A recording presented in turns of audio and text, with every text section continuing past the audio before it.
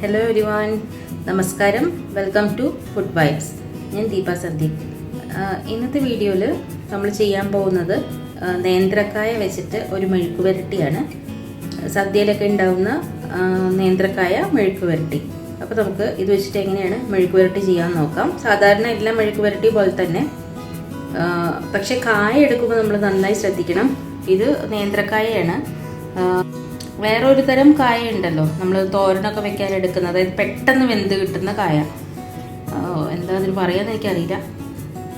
അതല്ല, ഇത് നമ്മുടെ സാധാരണ പഴമില്ലേ, നേന്ത്രപ്പഴം, അതിൻ്റെ പച്ചക്കായയാണ്. അതായത് കുറച്ച് വേവുള്ള കായ. അത് വെച്ചിട്ടാണ് നമ്മളിന്ന് മെഴുക്കുവരട്ടി ചെയ്യാൻ പോകുന്നത്. അപ്പോൾ നമുക്ക് എങ്ങനെയാണ് ഇത് ചെയ്യുന്നത് നോക്കാം.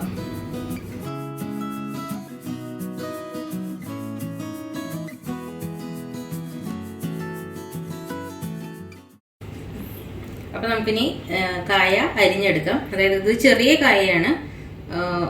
അത് നമുക്ക് ഇതിൻ്റെ ജസ്റ്റ് ഈ രണ്ടെണ്ടും കട്ട് ചെയ്യാം. എന്നിട്ട് ഇത് ചെറിയ കായ ആയതുകൊണ്ട് ഞാനിതിനെ രണ്ടായിട്ടാണ് മുറിക്കുന്നുള്ളൂ. അതല്ല, വലിയ കായയാണെന്നുണ്ടെങ്കിൽ നമുക്കിതിനെ ഇങ്ങനെ നാലായിട്ട് കട്ട് ചെയ്യാം. അപ്പോൾ ഇതിങ്ങനെ മുറിച്ചിട്ട് നമുക്കിങ്ങനെ അത്യാവശ്യം ഒരുപാട് കട്ടി വേണ്ട, എന്നാൽ ഒരുപാട് കട്ടി കുറയാനും പാടില്ല. അപ്പോൾ വെന്തുടഞ്ഞു പോകും. ഇങ്ങനത്തെ പീസസ് ആയിട്ട് നമുക്ക് ഇതിനെ കട്ട് ചെയ്തെടുക്കാം. അത് കഴിഞ്ഞിട്ട് നമുക്ക് ഫുള്ള് മഞ്ഞൾ വെള്ളത്തിൽ ഇട്ട് വയ്ക്കാം. മഞ്ഞളും ഉപ്പും കൂടി ഇട്ടിട്ടുള്ള വെള്ളത്തിൽ ഇട്ട് വയ്ക്കാം, ഈ കറ പോകാൻ വേണ്ടിയിട്ട്. കഞ്ഞി വെള്ളത്തിലിട്ടാലും കറ പോവും.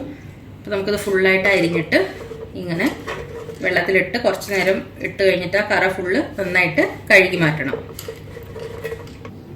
അപ്പോൾ നമ്മൾ കായയെല്ലാം നന്നായിട്ട് കഴുകി വൃത്തിയാക്കിയിട്ടുണ്ട്. അതായത് കറയെല്ലാം കളഞ്ഞ് നന്നായിട്ട് വൃത്തിയാക്കി എടുത്തിട്ടുണ്ട്. നല്ലപോലെ കഴുകി കറ ഫുള്ള് കളയണം. അതായത് ഒരു 3-4 പ്രാവശ്യം കഴുകി കഴിഞ്ഞാൽ കറ നന്നായിട്ട് പോയി കിട്ടും. നമ്മൾ മഞ്ഞൾ വെള്ളത്തിൽ ഇട്ട് വെച്ച് കഴിഞ്ഞതിൻ്റെ ശേഷം ഇങ്ങനെ കഴുകിയെടുക്കുക. പിന്നെ നമുക്ക് വേണ്ടത് ചെറിയ ഉള്ളി. ഇവിടെ ഒരു നല്ല വലിയ ചെറിയ ഉള്ളി ആയതുകൊണ്ട് ഞാനൊരു 10-12 ചെറിയ ഉള്ളി എടുത്തിട്ടുണ്ട്. പിന്നെ ഒരു 3-4 വറ്റൽമുളക്, കറിവേപ്പില, ഇത്രയാണ് എടുത്തിരിക്കുന്നത്. ആദ്യം നമുക്ക് കായ നന്നായിട്ട് വേവിച്ചെടുക്കാം. കുക്കറിൽ വേണമെങ്കിൽ കുക്കറിലിട്ടിട്ട് ഒരു വിസിൽ വേവിച്ചെടുക്കാം. പക്ഷേ വെന്തുടഞ്ഞു പോയി, വേവ് എത്രയെന്ന് നമുക്ക് അറിയാത്തതുകൊണ്ട് ഞാനിവിടെ ഒരു പാത്രത്തിലിട്ടിട്ടാണ് വേവിച്ചെടുക്കാൻ പോകുന്നത്. ഇവിടെ ഒരു പാൻ വെച്ചിട്ടുണ്ട് ഞാൻ. അതിലേക്ക് നമുക്ക് കുറച്ച് മഞ്ഞൾപ്പൊടിയും ഉപ്പും ചേർത്ത് കൊടുക്കാം. വളരെ കുറച്ച് വെള്ളമേ വെച്ചിട്ടുള്ളൂ കേട്ടോ. ഏകദേശം ആ കായ വെന്ത് കിട്ടാൻ നമുക്ക് അറിയാലോ എത്ര വെള്ളം വേണ്ടി വരുമെന്ന്. ഒരുപാട് ഊറ്റി കളയാൻ മാത്രം വെള്ളം നമ്മൾ വെക്കേണ്ട.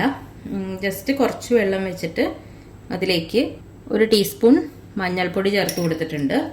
പിന്നെ 1 ടീസ്പൂൺ ഉപ്പും ചേർത്ത് കൊടുത്തു. ഇനി നമുക്കിതിലേക്ക് കായ ചേർത്ത് കൊടുക്കാം. കായ ഇതിലേക്ക് ഇട്ട് കൊടുക്കാൻ പോവാണ്.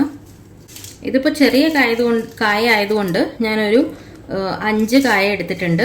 വലുതാണെങ്കിൽ നമുക്കൊരു 2-3 എണ്ണം ഒക്കെ മതിയാവും. ഇതൊരു 3-4 പേർക്ക് എങ്ങനെയായാലും നമുക്ക് വിളമ്പാൻ ഉള്ളത്രയും കായുണ്ട്.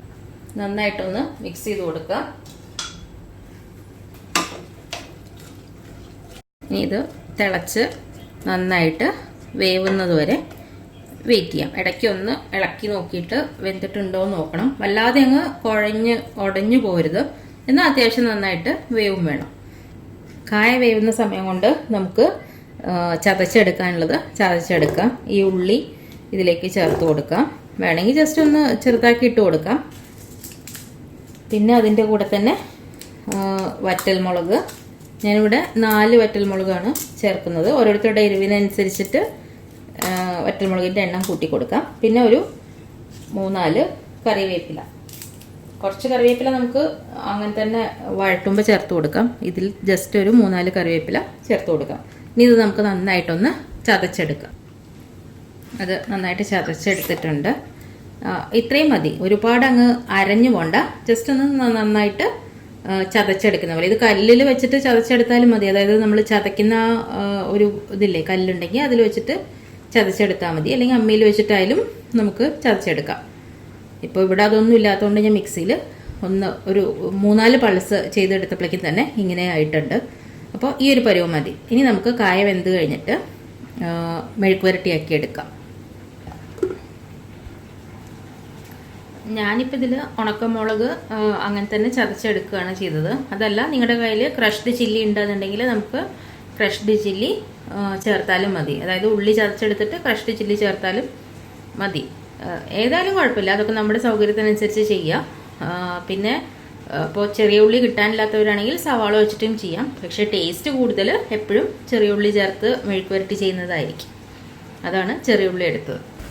അപ്പോൾ നമ്മുടെ കായ ഇവിടെ ഏകദേശം നന്നായിട്ട് വെന്തിട്ടുണ്ട്. എന്നാൽ നന്നായിട്ട് വല്ലാതെ അങ്ങ് കുഴഞ്ഞിട്ടുമില്ല. അതേപോലെ തന്നെ വെള്ളമൊക്കെ ഒരുവിധം നന്നായിട്ട് വറ്റിയിട്ടുണ്ട്. ഊറ്റിക്കളയാൻ മാത്രം വെള്ളം വെക്കേണ്ട ആവശ്യമില്ല. പാകത്തിന് വെന്ത് കഴിഞ്ഞാൽ നമുക്ക് ആ വെള്ളം ഊറ്റിക്കളയേണ്ട ആവശ്യമില്ലല്ലോ. പിന്നെ കായ ഇവിടെ ഞാൻ തൊലി കളയാതെയാണ് എടുത്തിരിക്കുന്നത്. അത് ഓരോരുത്തരുടെ ഇഷ്ടത്തിനനുസരിച്ച് തൊലി കളഞ്ഞിട്ടാണെങ്കിൽ അങ്ങനെ എടുക്കാം. പക്ഷെ തൊലിയോടുകൂടി എപ്പോഴും കായ മെഴുക്ക് പുരട്ടി ചെയ്യുന്നതാണ് കൂടുതൽ ടേസ്റ്റ്. അപ്പോൾ നമുക്കിനി ഇത് മാറ്റി വെച്ചിട്ട് ബാക്കി ഉള്ളിയും അങ്ങനത്തെ കാര്യങ്ങളെല്ലാം ചേർത്ത് നന്നായിട്ട് മെഴുക്ക് പുരട്ടിയാക്കി എടുക്കാം.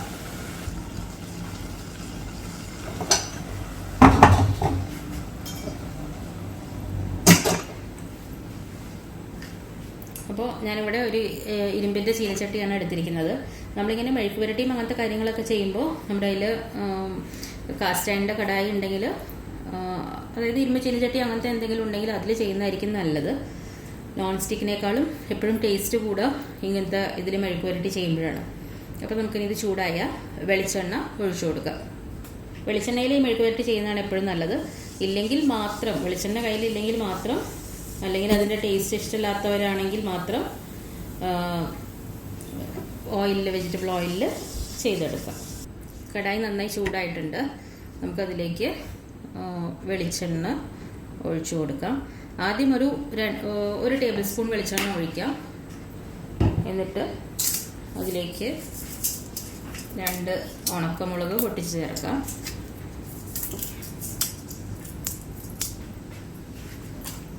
പിന്നെ കടുക്.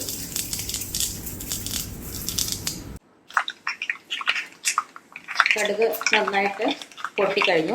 നമുക്ക് ഇതിലേക്ക് ചെറിയ ഉള്ളി ചേർത്ത് കൊടുക്കാം. ഉള്ളിയും മുളകും കറിവേപ്പിലയും കൂടെ നമ്മൾ ചതച്ച് വെച്ചതാണ്. അത് മുഴുവൻ ഇതിലേക്ക് ചേർത്ത് കൊടുക്കാം.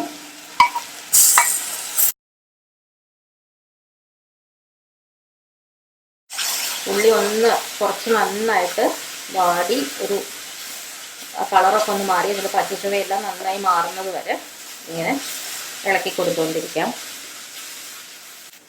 അപ്പോൾ ഉള്ളിയെല്ലാം നന്നായി വാടിയിട്ടുണ്ട്. അതിൻ്റെ പച്ചച്ചുവയൊക്കെ മാറി നല്ലൊരു മൂത്ത മണം വരുന്നുണ്ട്. ഉള്ളി മൂത്തൊരു മണം വരുന്നുണ്ട്. നമുക്കിനി ഇതിലേക്ക് വേവിച്ച് വെച്ചിരിക്കുന്ന കായ ചേർത്ത് കൊടുക്കാം.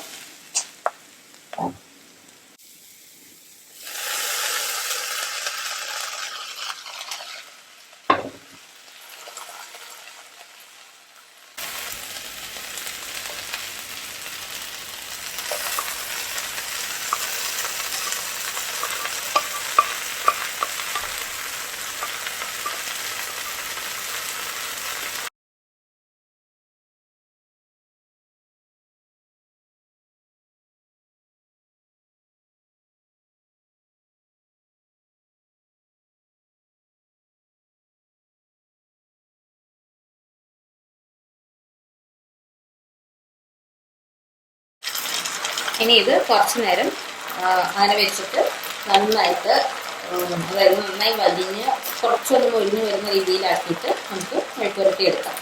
ഓരോരുത്തരുടെ ഇഷ്ടത്തിനനുസരിച്ച് ചിലർക്ക് ഒരുപാട് മൊരിഞ്ഞ് അങ്ങനെ വേണ്ടി വരില്ല.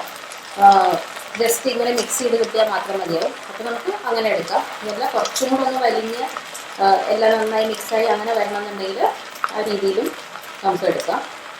ഞാനിതിലേക്ക് 1 ടേബിൾ സ്പൂൺ കൂടെ വെളിച്ചെണ്ണ ഒഴിച്ചു കൊടുക്കുന്നുണ്ട്. ആദ്യം നമ്മൾ 1 ടേബിൾ സ്പൂൺ കടുക് വറുക്കാൻ ഒഴിച്ചു. ഇനി 1 ടേബിൾ സ്പൂൺ കൂടെ വെളിച്ചെണ്ണ ഒഴിച്ചു കൊടുക്കാം.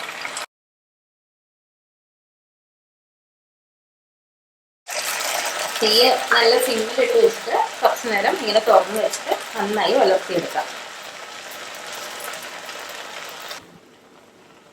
അപ്പോൾ നമ്മുടെ അടിപൊളി കായ മെഴുക്ക് പുരട്ടി ഇവിടെ റെഡി ആയിട്ടുണ്ട്.